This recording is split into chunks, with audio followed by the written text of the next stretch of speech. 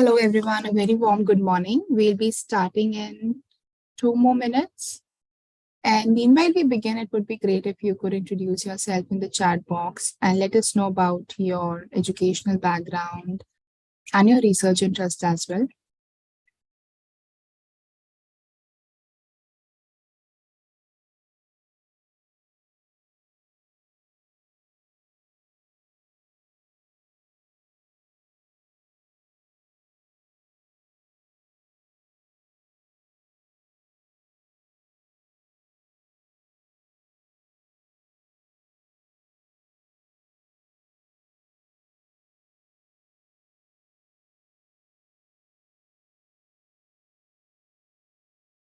Good morning, Dr. Pankaj.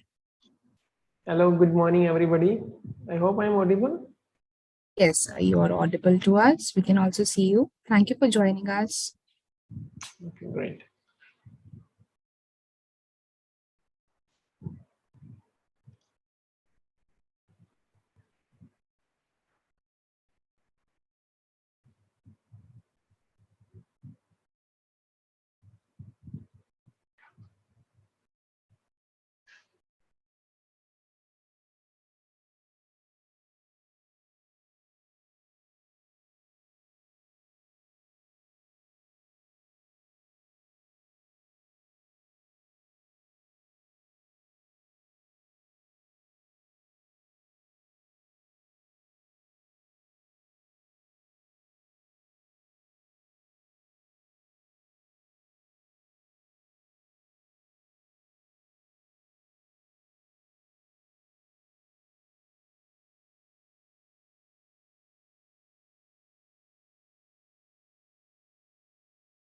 All right, I think we are good to begin. I'll just start the recording.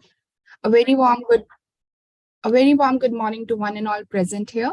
I would like to first of all introduce you all to the Psyomics Club and our vision, and then I would pass on to Dr. Pankaj for his talk today.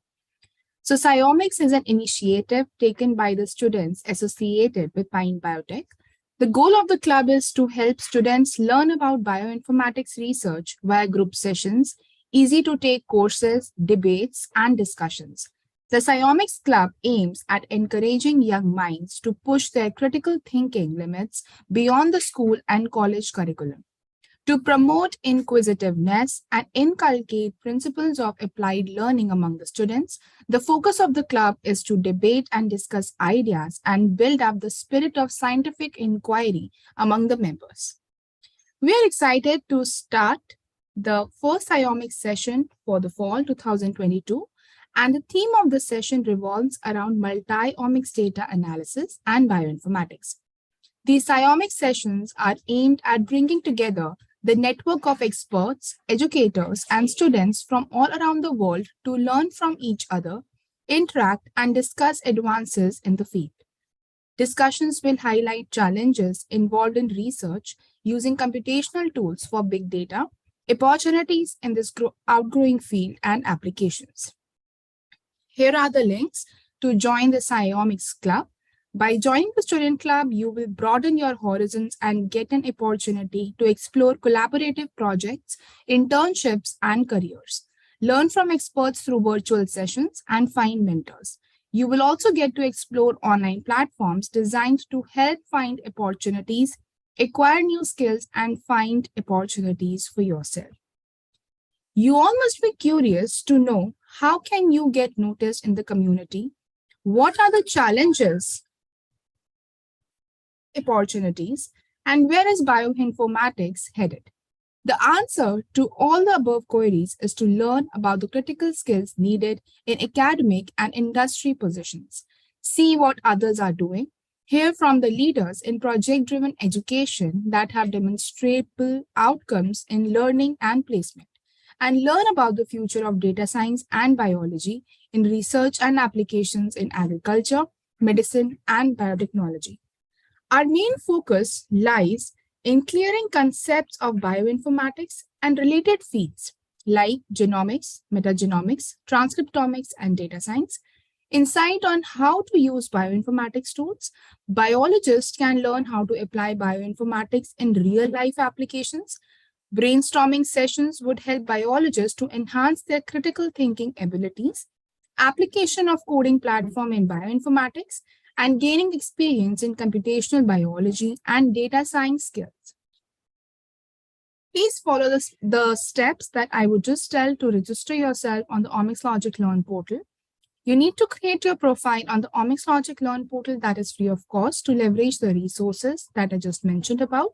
And after setting up an account, it would be great if you could update your profile, which includes your first and last name, a profile picture, connected social media accounts, and a brief biography about yourself and your educational background. In that way, we could feature your progress on our social media handles and highlight some of your achievements. Self-learning of the introductory coursework related to bioinformatics, omics studies like genomics, transcriptomics, metagenomics, epigenomics, and space omics, and data science that includes bioinformatics using R and Python. After successfully signing up on the portal, you can go to the courses section where we have listed 2 free courses, Introduction to Bioinformatics and Bytes and Molecules, which gives you a glimpse of terminologies and healthcare applications in bioinformatics and multi-omics fields. One of the aims of the Sciomics Club is to guide the students on the common queries that they face while kickstarting their career through group discussions, such as review report writing based on the self-assessed courses, debate on the brainstorming areas in bioinformatics and data science, presentations on the research papers, discussions and exchange of ideas for research project development. How is bioinformatics industry different from academia? How can students transition from academia to industry? We also discuss about job and internship opportunities for undergraduate and postgraduate students, building soft and technical skills, and provide guidance for career and interview or CV. So what will you learn today? Availability of big data not only opens up unprecedented opportunities of zooming into a biological system, but also raises new challenges for data mining and analysis. The wave of new technologies has opened up the opportunity for cost-effective, high-throughput profiles of biological systems, generating tons of biological data.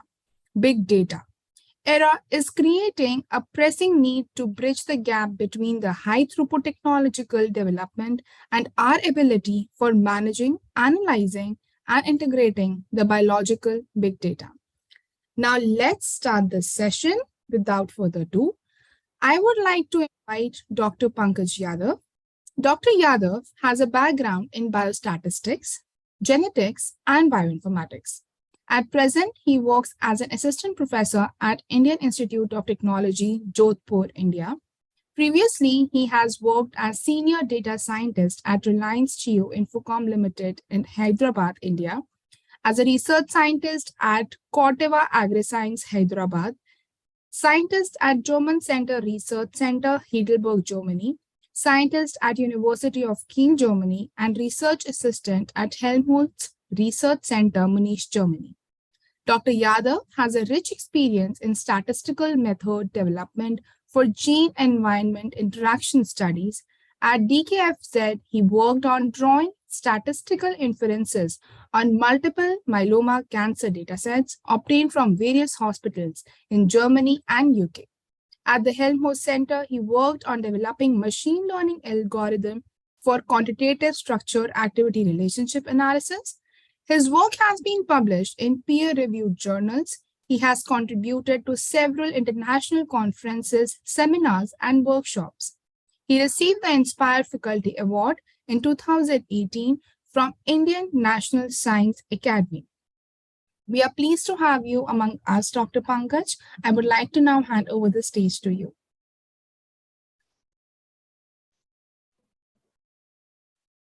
Okay, thank you so much for kind invitation and kind in introducing me. Let me once again say good morning to all the participants who are here, who have joined the session. So let me share my screen.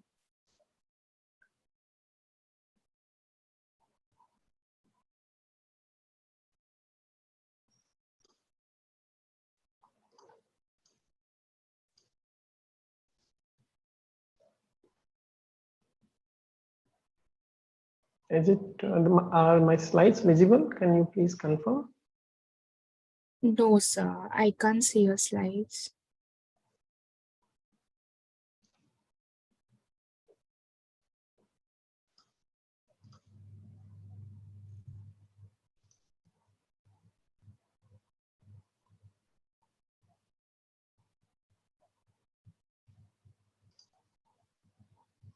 Okay, just let me check.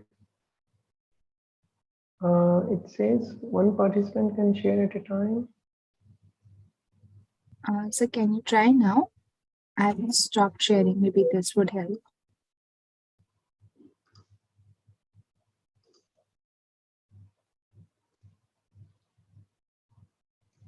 How about now? No, sir. Okay. Can't see your presentation. Oh, Jasvi, can you help us with it? Shall I make Dr. Pankaj the host? Maybe that works. Sir, I've made you the host. Can you please try now?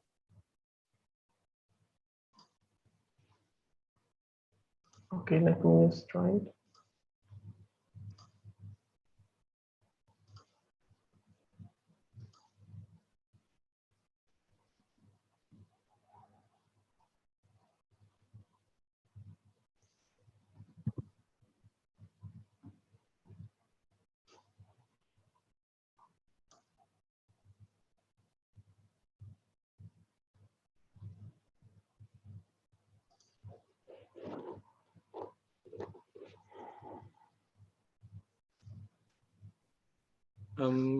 Maybe sir, you can rejoin once again. Sonalika, can you take the host permission and then back?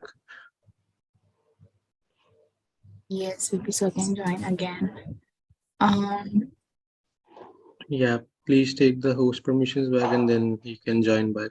Wants to try this. okay.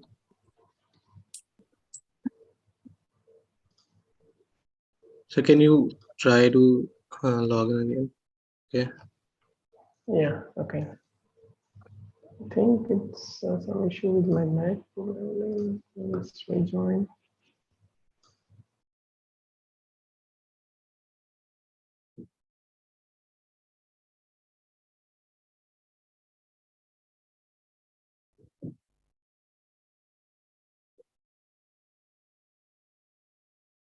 Meanwhile, Dr. Pankaj rejoins and shares his screen. It would be great to hear from participants about their backgrounds. We would like to know you all come from which fields, biotechnology, bioinformatics, or a different field than that. And are you a researcher or a student? Good morning, Dr. Vipin.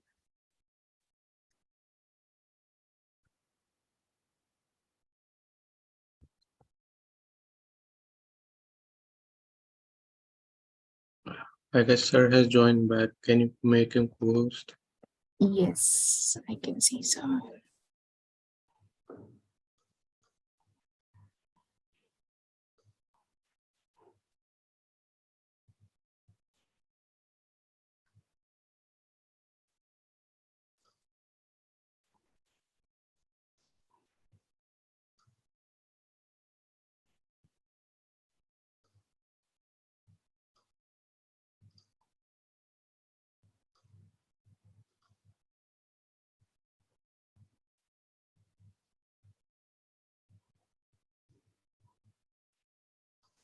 Hello, is it visible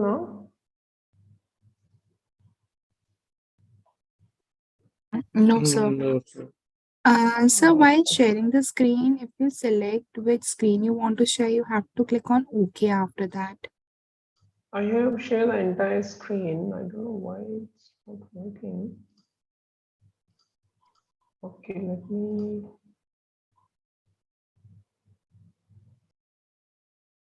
Yeah, now we can. Yes. Now we can see.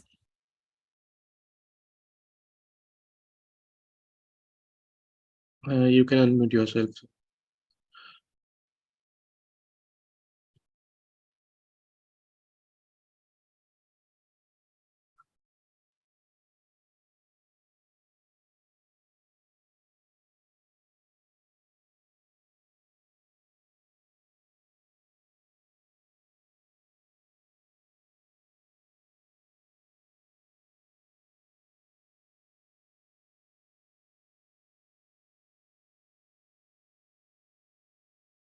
So we can't hear you. I think you need to unmute yourself.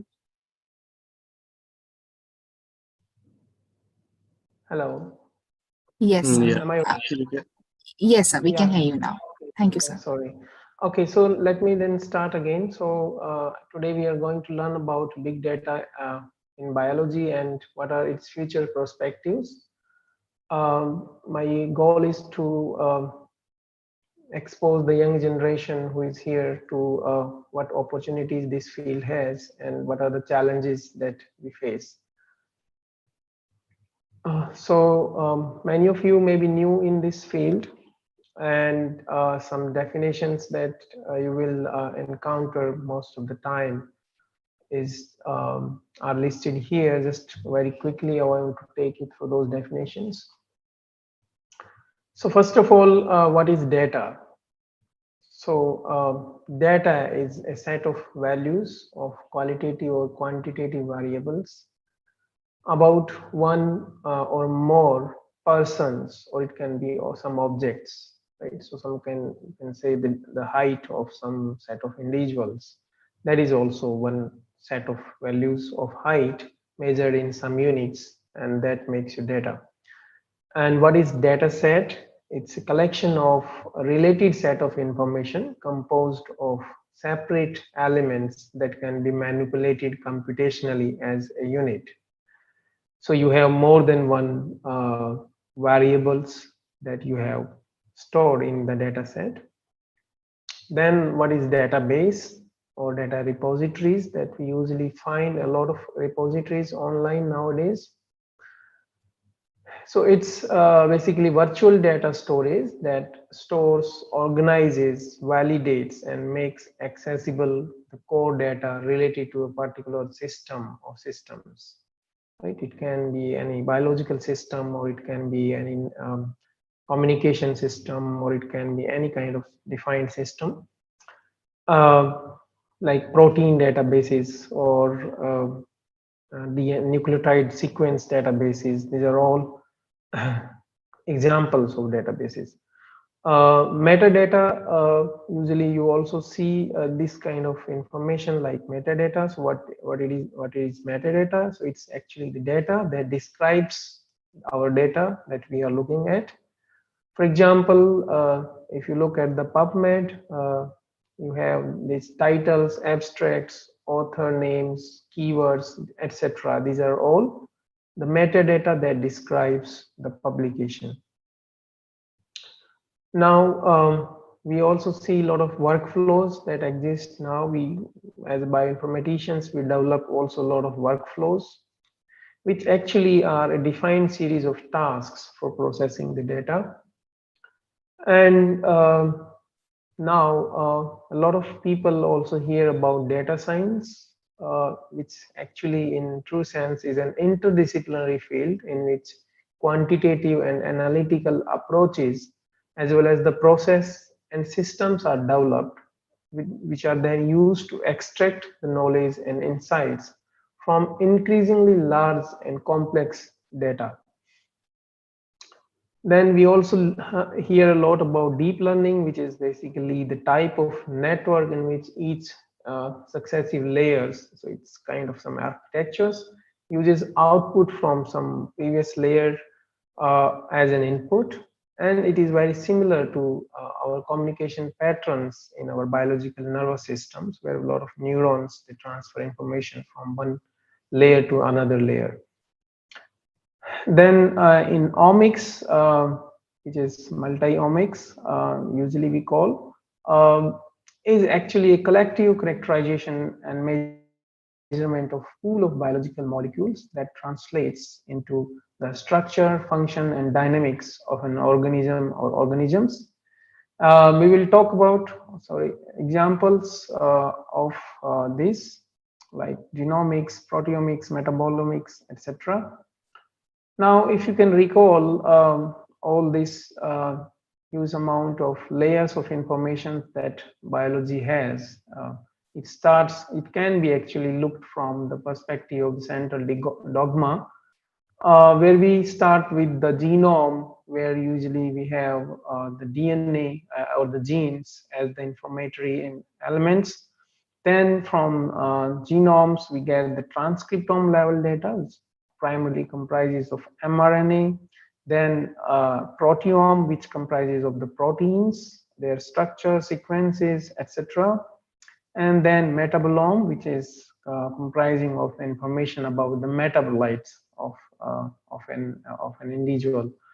So genome is what can happen actually, and transcriptome is what appears to be happening, and proteome in some sense what makes it happen, and what has happened and is happening is encoded into the metabolome.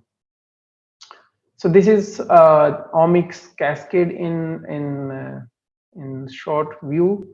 Um, so so we have a lot of data that we generate in biology, and in this slide I will try to show you that how biology or is nowadays not a single individual's expertise, but it involves a lot of expertise, different domains. It's truly multidisciplinary uh, domain in order to solve our research problems.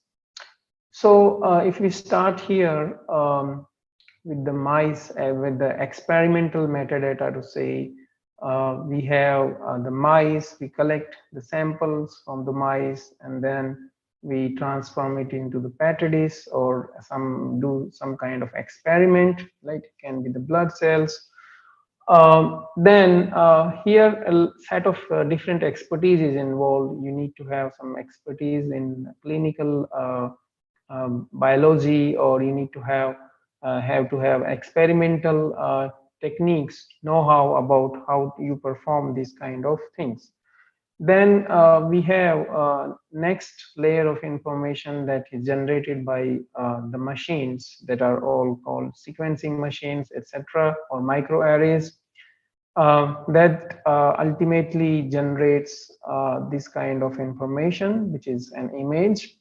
So here, another set of expertise is involved. So one has to have an understanding of how these machines or equipments actually works, and what kind of equipment is suitable for what kind of problem.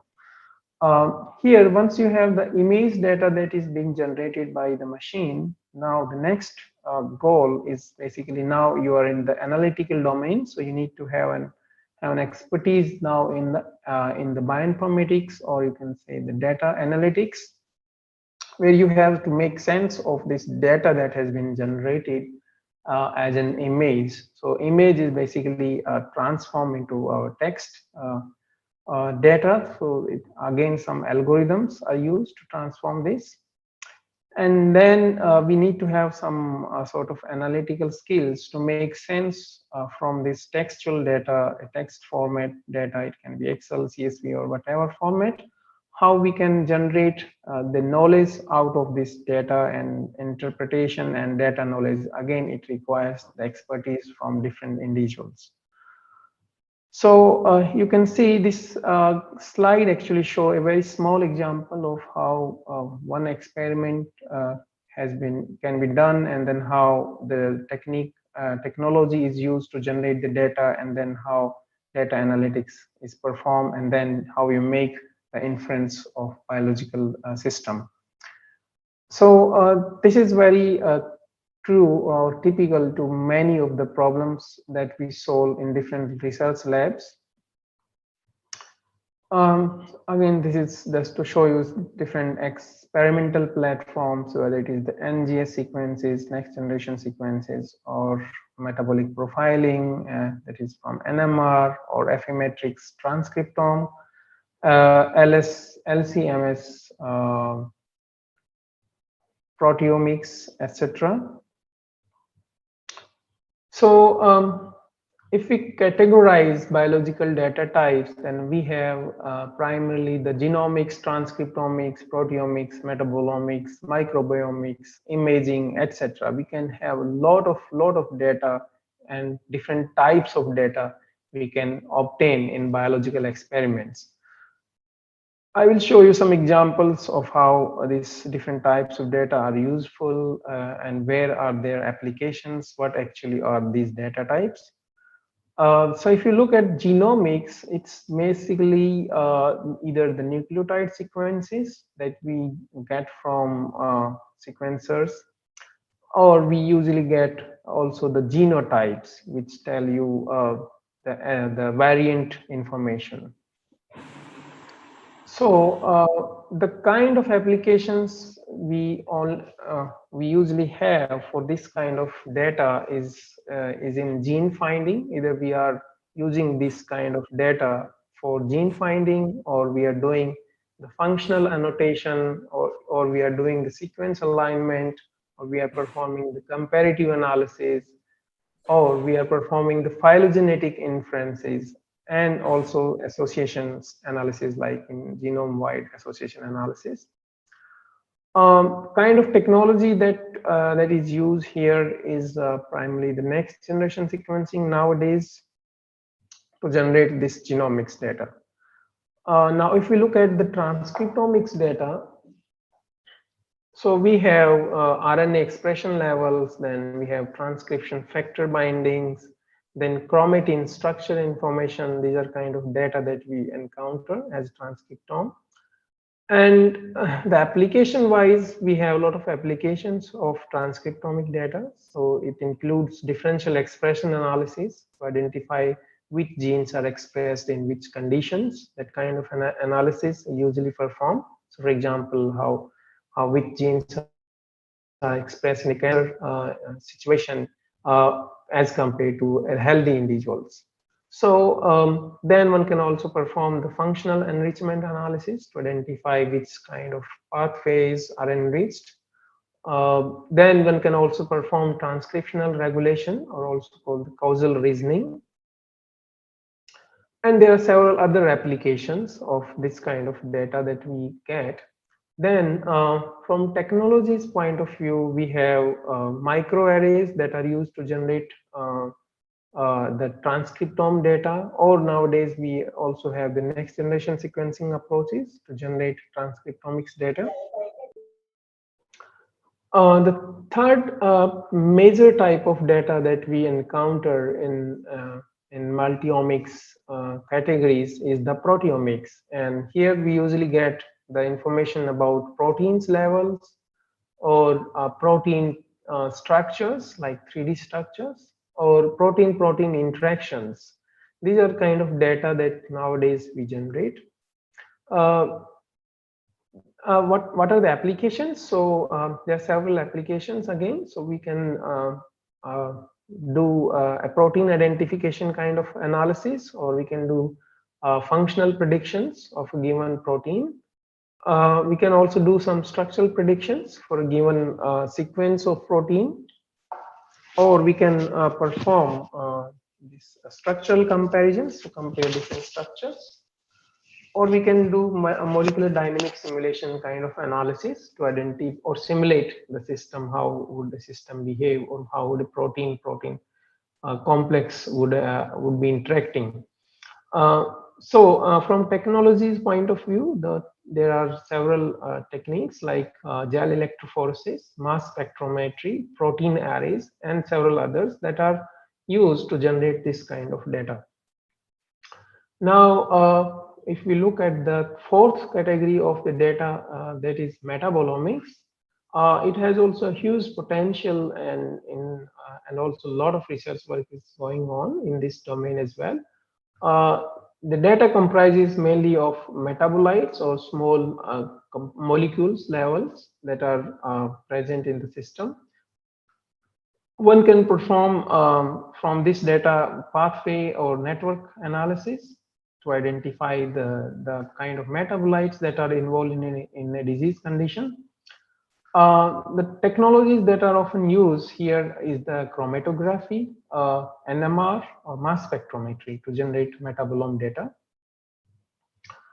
Now, if this slide actually give you just an overview of several things that are involved here. So Here, if you look, we start with the different categories of the multi-omics data. So like genomics and transcriptomics, proteomics, metabolomics, and also nowadays clinical and imaging data sets, uh, and several other kind of omics like microbiomics, glycomics, etc.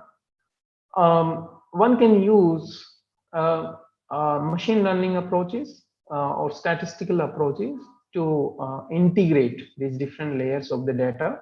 So the idea is to integrate these data sets so that we can bring the information from one layer to another layer and actually look across the layers, not just looking at a single type of data here, but looking across the layer of the data. Our goal is again to predict whether we are expecting a health and a disease condition based on these all data that we are available with, or we can do the biomarker discovery, or we can do models and prediction, etc. So the idea here is that we now look at holistically rather than just not narrow-minded think of looking at just one category of the data. Now, if you look at the amount of data that has been generated over the years, so if you look at the NCBI database, so you can see there is an exponential increment in the number of sequences that are available in NCBI. Now, if you look at the number of users also, so in the red line is the number of users, that has also actually increased. That actually tells you the number of jobs that are available or the number of jobs that have been created in this field. So there is a huge potential, and these numbers are actually growing and growing in the coming years. The amount of data that is being generated is really huge, and in biology, and it is there is no actually there is a lot of worry also to how to handle this and how to store and organize this huge amount of data that is being generated every day in the biology. So this is just to show you a scale of how the computer stores the data, ranging from the smallest unit of byte to the extreme is yottabyte. This slide show you the data repositories that we often use and has a lot of data that I have mentioned in previous slides. So, for example, TCG has a lot of data related to cancer, and you will find a lot of different types of multi-omics data that is available, like RNA-seq, DNA-seq, miRNA-seq, SNV, DNA methylation, and several other kinds of data. Then another data is CPTech, which also stores the cancer data, proteomics mainly storing the proteomics data. Then Target is another data set which provides mainly for the pediatric cancers, the gene expression, mRNA expression, etc. Then Omics Discovery Index is a very good platform where you will find consolidated data sets from different repositories that has been created for uniform framework. You will find a lot of genomics, transcriptomics, proteomics, and metabolomics data on this in this platform, Omics Discovery Index. This is just a snapshot from this data repository called Omics Discovery Index, or ODIs, and you can see that there are several ways you can extract the data. So you can see the most accessed data set or latest data sets, etc., that have been recently added. It also visualizes how the different data sets are increasing, is growing with the year. And one can also search by organ, different organs and etc., or different cancer types. So there is a lot of data that is available and one can access it on this platform. Another platform that I mentioned is the TCGA. So TCGA, as you can see, again, this is the snapshot from this website. So over the next dozen of years, TCGA generated over 2.5 petabytes of genomic, epigenomic, transcriptomic, and proteomic data. And the data which has already led to improvements in our ability to diagnose, treat, and prevent different kinds of cancer. And this is the good thing is that it is publicly available for anyone who is in the research community. One can use it, one can download it, one can perform the analysis. This is a very nice, useful platform. Another platform that I want to show you is the Human Cell Atlas, which stores the data from individual cells, multi-omics data from individual cells. So the goal of this was to map the human body at the cellular level. And this community has actually generated a huge amount of data, multi-omics data. Again, this is also an open access by some standardized pipelines. This slide may be a little bit outdated, but you can still see that there is huge amount of data, like summarized here, 4.5 million cells from 33 organs, and there are around 289 donors, and more than 30 projects in different labs are running for utilizing this data from this portal. So this is also a very useful platform to access big data and multi-omics data. There are several other as well, but I just want to show you on these three highlights. Next, why we want to actually integrate the omics data? Why we cannot, what we have not learned from the individual data types, and how it can help, and why we integrate the data. So, so far we have been looking at the individual data. Some labs were looking only at the genomics, some labs were looking at the proteomics, and etc. So this cartoon actually show you the blind man and the elephant story, where the one, if you just touch the tail, you cannot actually guess whether it is elephant or something else. So what we can learn from an experiment may depend on where we look and how we look and the scope of our view. And the idea of the integration is that we should have actually a holistic view rather than a reductionist view. If we have different layers of data like genome, transcriptome, proteome, metabolome, etc., so we look. So the traditionally people has been looking at these single omics. Now we are looking at the transomics, which is more of a holistic view, which can provide actually a lot of information that one can miss in the single omics or conventional approaches, which were rather reductionist. I will not go into much details of mathematics or the approaches that are used, but just want to show you that there are different ways also in which you can actually perform the integration of these different types of data in multi-omics. So these are categorized into two types. One is the horizontal integration scheme, where you integrate actually one kind of data from different samples. So here, let's say if you have mRNA data from different samples, different studies, different research laboratories, how you can combine or integrate that information, just like we perform the meta-analysis.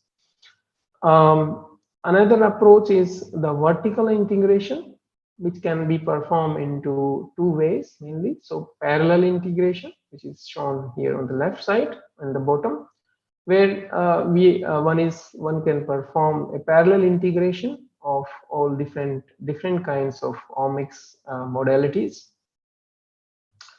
And second type of vertical integration is called hierarchical integration. One can perform hierarchical integration of different modalities of omics in a hierarchical manner. These are some tools and methods that are listed here.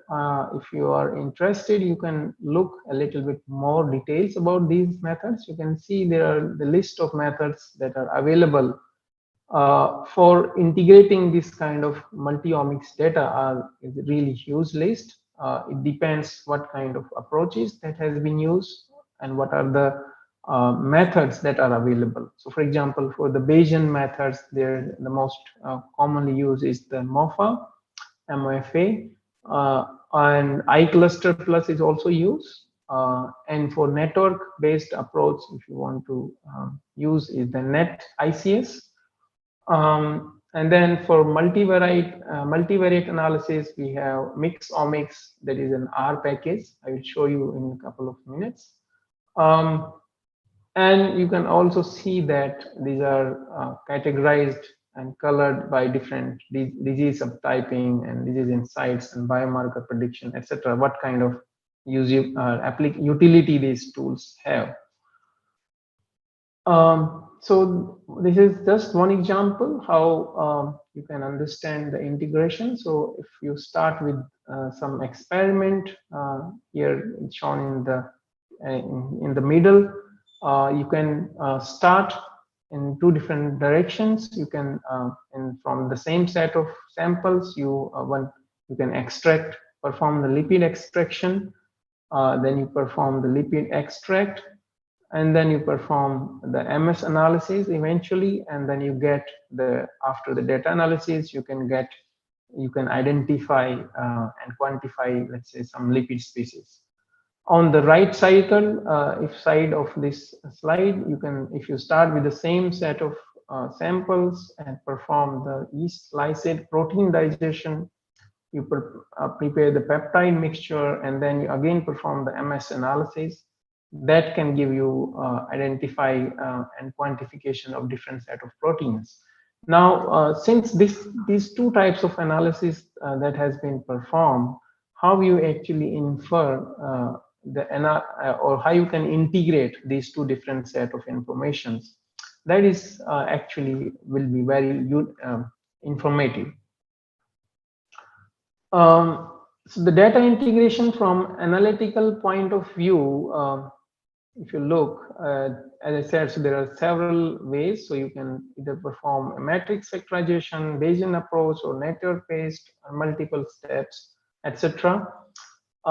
Here again, the idea is that you look across the different data layers in order to infer or to make inference across the different layers, not looking only at the single layer, but across the different layers. So what do we expect from such kind of omics data integrations? So we expect an overview of the role of each omics in a biological system, a better understanding of the relationship between the omics types. We expect a molecular signature with insights into molecular mechanisms, and a predictive analytical model that can be generated with the help of this kind of integration approach, and possibly all of the above that are shown here in order to get the integration outcome. So here our focus is that we want to integrate and reduce the dimensions of the omics data in a multivariate fashion and identify the molecular signatures of a particular disease or a condition. I was saying that there is an R package that is quite useful. So this is MixOmics, and here an R toolkit for multivariate data analysis and statistical integration of biological omics data. So it is quite a useful, friendly, and easy to use tool if you want to perform multi-omics integrations. I would suggest this tool. This is actually the way this method works. So it has two types of possible integrations. One is the N integration and the P integration. So in the N integration, it's basically the data sets are measured on the same N samples, but from different omics. Whereas in case of P integration, data sets are measured on the same P features, but from independent studies. So you have just the kind of data that you have is different.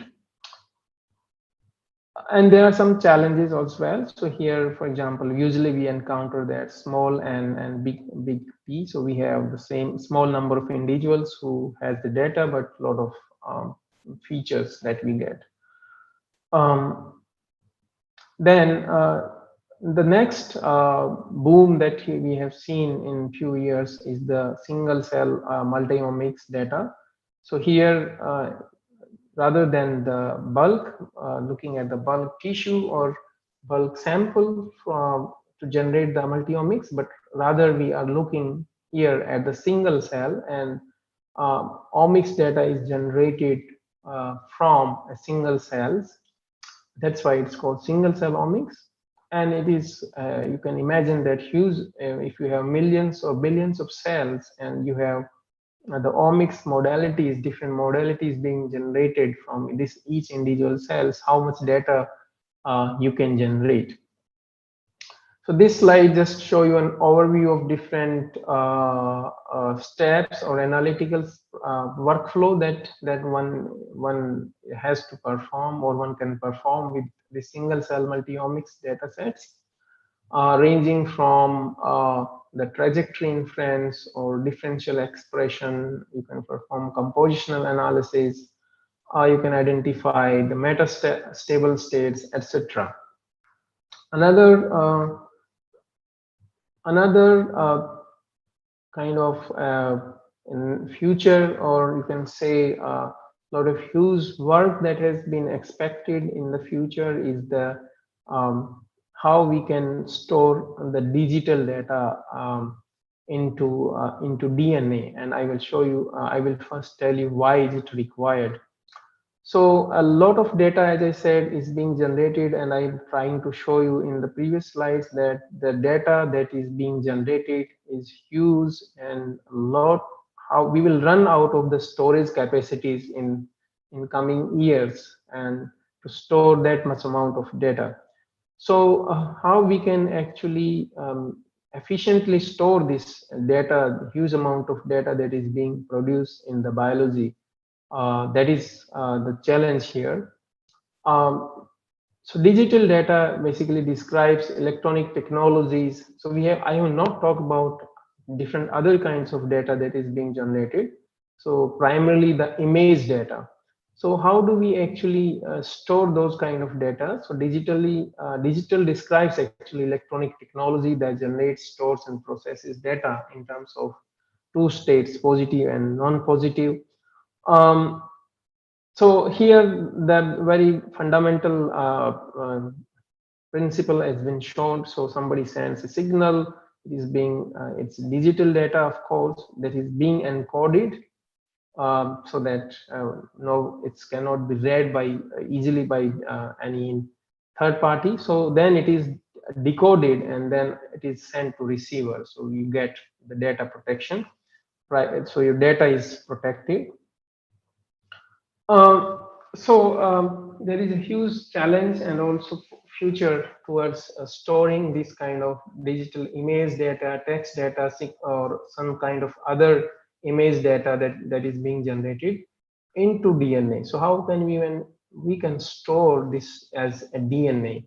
So this slide actually show you the workflow of how we can store this any kind of textual or any kind of image data. So one has to first generate the coding for the corresponding data, and then one can synthesize the DNA and then one can store it. And that is the step 1, 2, and 3. So here, why one has to, why this is actually beneficial? What is the motivation here? Is that because DNA is, as you can say, it's very compact and a huge amount of information can be stored very easily in a compact way, it's like this kind of test tubes. So if one has to retrieve this, that is step 4. So one can get it from the storage and then one can perform the sequencing. Given that nowadays the cost of sequencing is declining, in the future it is also supposed to decline a bit further. This is what is expected. And then one can decode using some kind of decoder in order to retrieve the original information that we started with at step 1. Right, so one can store a huge amount of image data or text data into DNA using this workflow, which is very important given that the amount of data that is being produced is huge and we will run out of storage memories in coming years. Okay, so I think that is more or less. So take home messages. So we are entering a new era that first requires the data-driven approaches to make sense of big biological data, and from a holistic to a hypothesis-generating approach. And it does not exclude prior biological knowledge such as pathway analysis in computational methods. New fields are emerging that blends computationally savvy biological scientists and vice versa. And we are focusing more now, or we should focus more towards development of computational tools, which is very important to advance our knowledge utilizing the biological data. So with this, I would like to thank you. So this figure actually is show you the each cell, cell network. So you can see how complex it is. This is again showing you the huge capacity of the biological data, complexity of the biological data. Okay, thank you. So now please let me know if there are any questions. Thank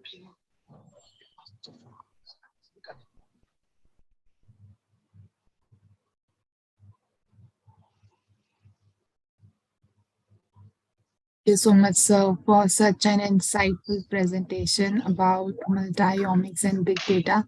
And this was indeed very helpful here, I think, to a lot of beginners and also the other biologists we have amongst us today. Thank you so much for such a wonderful presentation. Participants, if you have any question, you can please put in the chat box. You can also unmute yourself if you wish to and ask your question from Dr. Pankaj.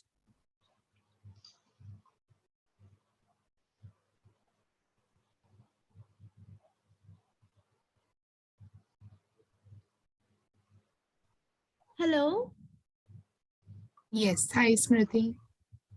Yeah, hi. Good afternoon, sir. Sir, actually, I did my dissertation in systems biology during my master's in biomedical sciences from Delhi University. It completed this year only. And I too want to explore the system biology and other bioinformatic tools more. And so I'm trying to get some kind of presentations to have a basic and ground level understanding like yours. But sir, I just wanted to ask about the topological analysis which you would do, or which one would do after the network construction. So can you please brief me about that topological analysis, how we can do it, and what are the tools to get it done? Yeah, hi Samriti. So a topological analysis, I have not covered though in this session, but you can use Cytoscape. There is one tool that is called Cytoscape, and you can perform a lot of topological analytics. Like you can calculate different kinds of you can say the measures like Centrality. the centrality, yes, exactly, centrality or in betweenness centrality, there are several kind of measures that are used to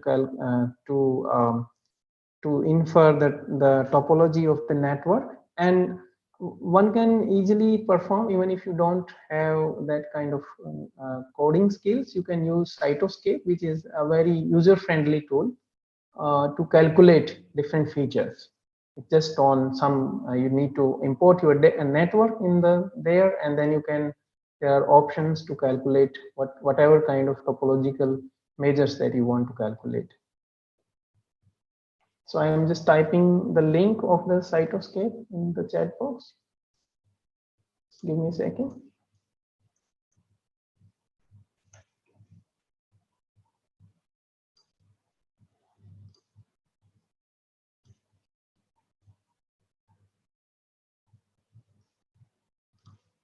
Okay. So you can download the cytoscape and use that for calculating the different topological measures. Yeah, thank you so much, sir. So another doubt was that how much is the study precise? At the end, we need to go for wet lab experiments for validating our results. So how much do you think is the study precise? Yes, so for validation, I think that is very much required. Once you have performed your computational analysis, you have to identify, and probably different studies like an independent studies need to be performed in order to make a true biological inference. Right. So in this particular talk, I have not shown any experiment or any kind of study that I have performed, but it is more of like a general approach that I have talked. So how different kind of datas are there, how different tools are available, how you can actually perform the analysis, and so on. Okay, so I have not shown any particular analysis or any study.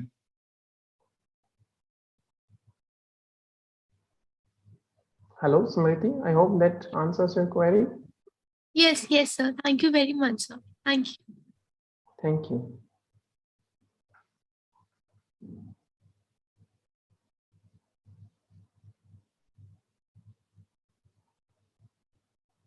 Do we have any more questions?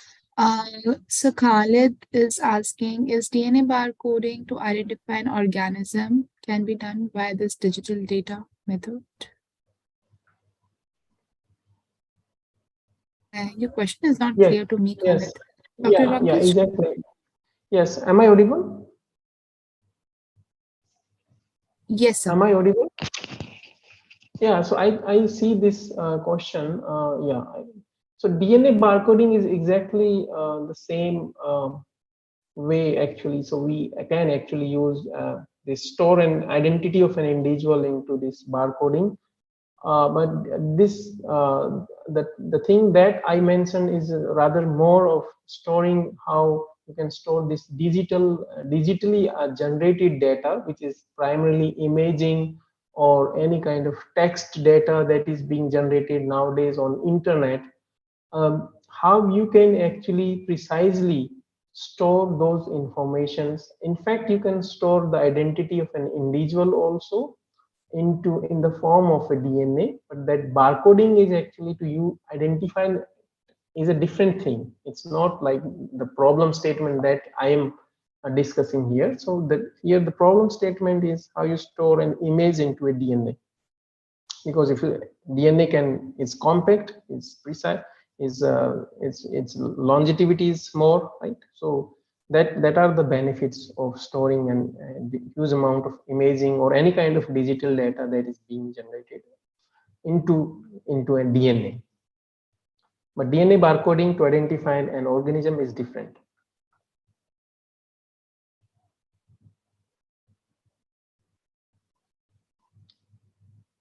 Okay, great. I hope that answers your question, Khalid. So Naresh is asking, first of all, he's telling that he has a background in computer science, and how in bioinformatics using ML algos. looking to do research in bioinformatics using ML algos. Can you suggest me the path, how and where to start? Is complete knowledge on biology necessary? Yeah, my experience is that you don't have to have a hardcore biologist knowledge of the biology in order to solve biological problems. In fact, a lot of computer science people who have joined this field, they have excelled and they have really done very good work. The only thing is that you need to have some basic understanding of the biology, very fundamental course if you can take, like what is DNA, what is protein, what is the data, like what is genotype data, what does that mean, what is sequencing data, etc. So you need to have a very basic fundamental understanding of the biology and kind of data.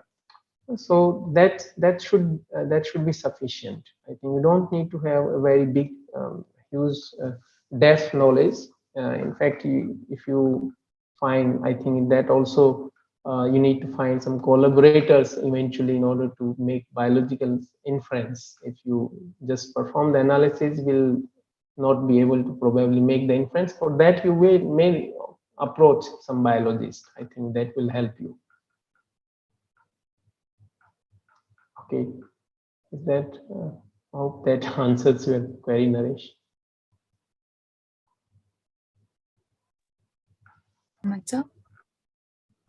Any other questions? Just a short insight about drug design development with help of bioinformatics or AI. Sir Ankush is asking this. Yeah, I think that's a very good question. So a lot of actually work in pharma industry is going in this direction. So how we can utilize AI for identifying, first of all, the drug targets, right? So, and then their huge drug repurposing is also something people are doing. So we have huge amounts of the interactions that is happening between a ligand and a target. It can be protein. So you can use AI in order to actually to identify or to predict what will be the best drug target for a given biological target. So if you have a given protein, out of millions of these drug molecules that are already available in the market, which of them will fit or which will be more suitable for given target, biological target. So you can perform these kind of predictions with the help of AI, because AI is more useful in this kind of situations. Similarly, you have you can identify, you can use AI actually to identify the biological targets itself. So if you if you use the sequence data, how you can actually for a given sequence data, how you can identify those biological targets with the help of neural networks based approach. So there is a huge amount of work that is going on, and it is very exciting field. So if you plan to pursue your future work in this direction, I would definitely encourage you.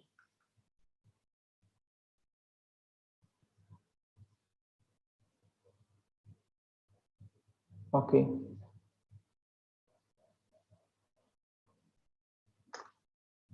Okay, so is there any more question? I see one more question in the chat box.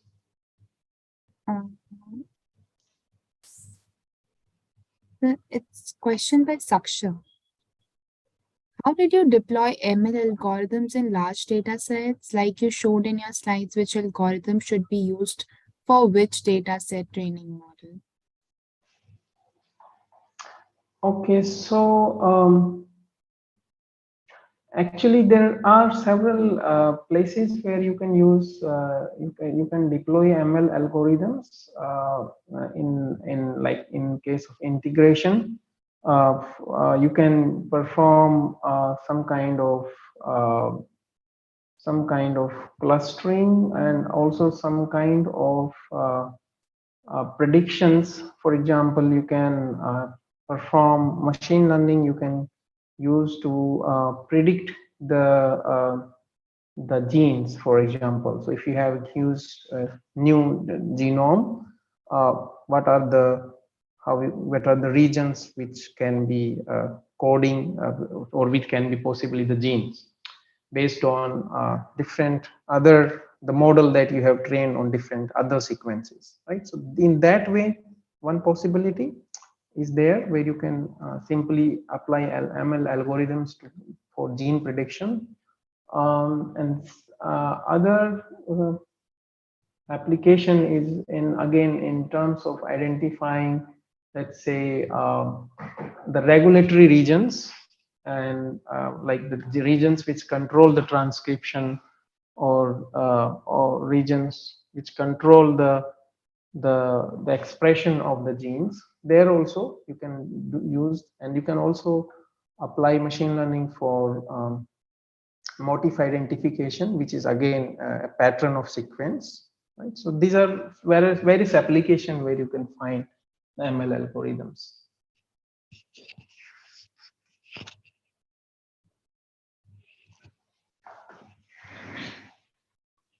Thank you, Hello, sir. I hope that answers your queries. Yes. All right. So thank you so I much, sir, very for much your present. Yes, sir. You want to say something? Yeah, sorry. Yeah, please continue. Saksham is saying, do we need to read last data set and then decide?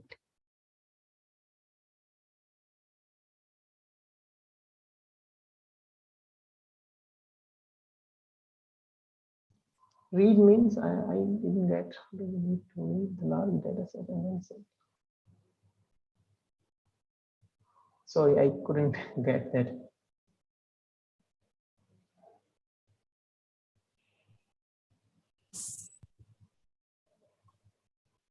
Saksham, can you clarify your question?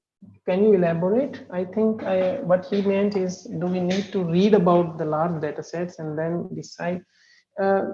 Yeah, I mean, it depends actually on the kind of data set and the problem statement that you have, which ML algorithm might be suitable, what kind of algorithm should be suitable, whether machine learning will be suitable or not. That is also first question that you need to look. Okay.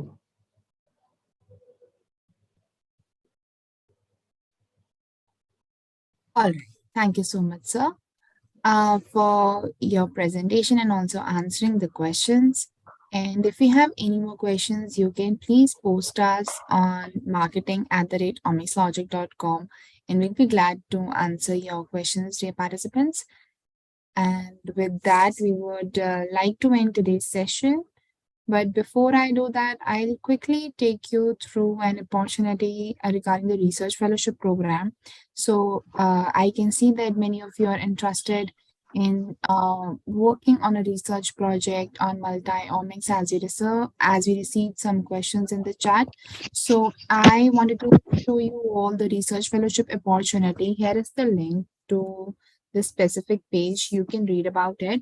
If you're interested to carry out your research project or dissertation under mentor guidance, then you can register yourself for the specific program. This program is for either 3 months or 6 months, where in the first few months you are required to go through a coursework or a training process, I would rather say, where you go through all of these concepts, get a good hands-on understanding with all the concepts, algorithms, pipelines, and also practice on the T-Bioinfo server various pipelines or multi-omics data analysis, and then you start off with your research project. Now, those who are interested, you can email us at marketing@omicslogic.com so that we can share with you more insights. We are over time, so I won't be taking much time of everyone present here, but you can go through this page for understanding what the specific program is all about. And also we have listed some projects here by our research fellows. Now, this is a landing page just with the information, but if you're interested to know more about what type of projects students have worked upon, what type of research fields or specialization tracks we are working on, you can visit the Omics Logic Learn portal and click on the projects tab to look at the various research fellows projects that are published on our portal to get an insight of what type of project can you work on. So that was all that I wanted to discuss very briefly, and looking forward to meet you in our next Iomics session. Till then, have a nice weekend.